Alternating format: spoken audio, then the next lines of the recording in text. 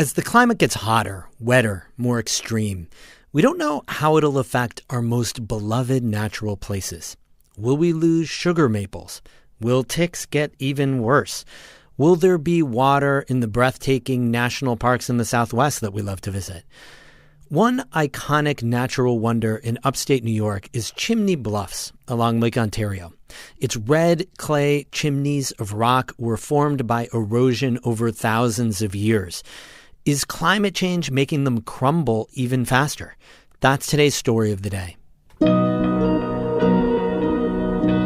Support for Story of the Day comes from Long Run Wealth, an SEC-registered investment advisor in Lake Placid, providing comprehensive wealth management, retirement, and financial planning solutions. LongRunWealth.com. And the Devlin Inn and Suites, Lake Placid, welcoming families, athletes, and groups to the Olympic Village, offering Adirondack mountain views and dog-friendly accommodations. TheDevlinNY.com. Hey, I'm David Sommerstein. It's Wednesday, May 6th. First up, for over a year now, many families who are eligible for a state childcare subsidy haven't been receiving it. That's because demand for the program has far surpassed funding for it. In the North Country, St. Lawrence, Clinton, Essex, Warren, and Herkimer counties have all run out of childcare funding. And that has big consequences for families and childcare providers. An answer could be in the state budget, but it's more than a month late. Amy Feiereisel reports on what's become a statewide child care crisis. Destiny Harris is a parent of 3 young boys in Buffalo. She says the state's child care subsidy program has allowed both her and her husband to keep working while raising their sons. So we do have a 2-parent household, but it's essential that both of us are able to work. Otherwise, we can't afford our mortgage, food, utilities, clothing, just basic necessities. But when Harris recently tried to renew the subsidy, that's something families have to do each year, her family was waitlisted.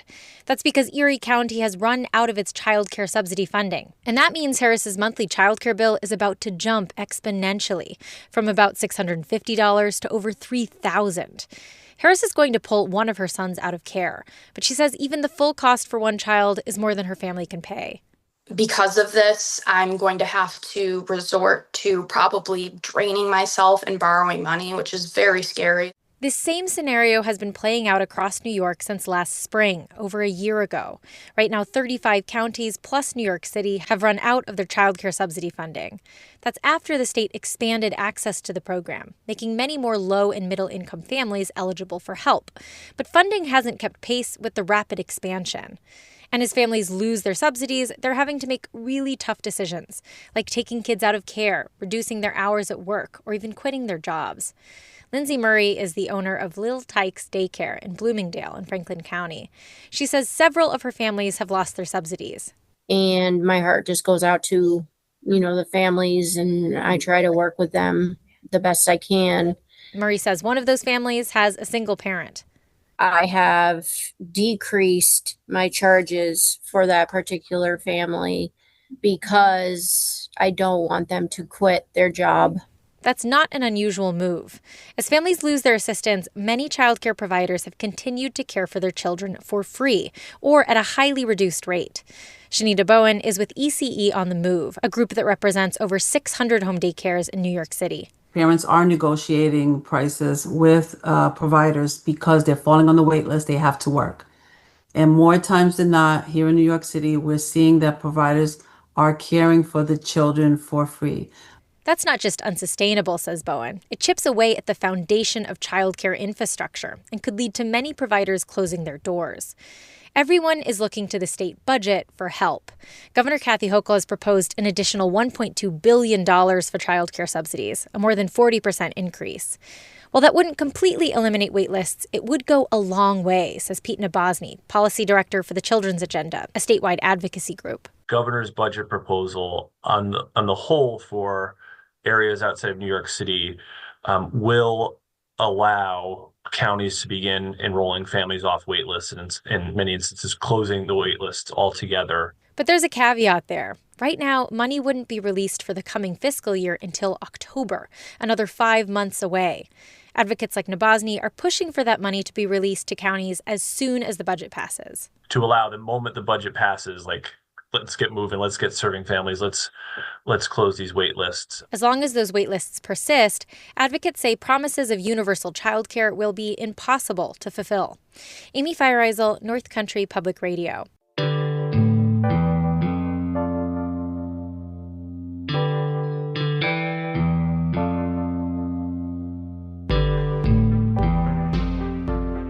One of New York's most striking natural landscapes can be found along the southern shore of Lake Ontario, about an hour's drive west of Oswego.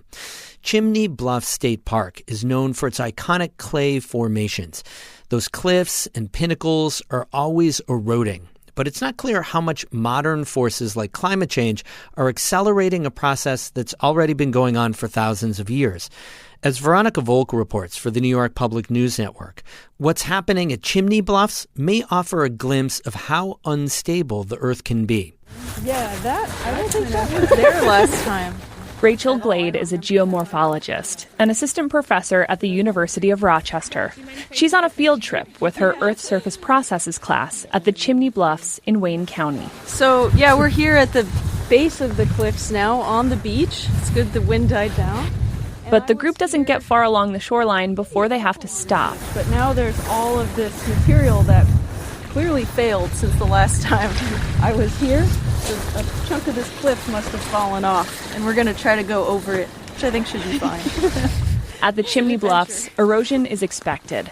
But this heap of collapsed cliff raises familiar questions about just how fast things are changing. The class carefully climbs over the debris. Just watch where you step, obviously. Don't step in any holes. And on the other side, they stand at the base of the bluffs, looking at steep, narrow ridges that seem to rise straight up from the lake. So you're saying it's wild. Why is it wild? Sorry. No, it's okay. Hill slopes just don't usually look like that. The Chimney Bluffs began forming at the end of the last ice age. A massive glacier expanded and carved long, smooth hills called drumlins. When the ice melted, it formed Lake Ontario. And since then, water from above and below has been steadily reshaping those hills, leaving fragile, fast-changing formations along the shore.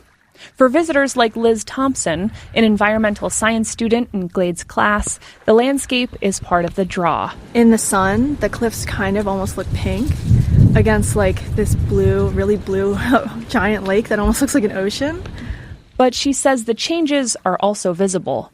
Yeah, I mean, you can see along the cliffs, there's a lot of tiny failure points. You can kind of see the grass is hanging over or trees almost at a kind of extreme slant, like they're almost about to fall over the cliff. Some of that erosion is easy to explain. The lake itself plays a role when levels get high and waves get big.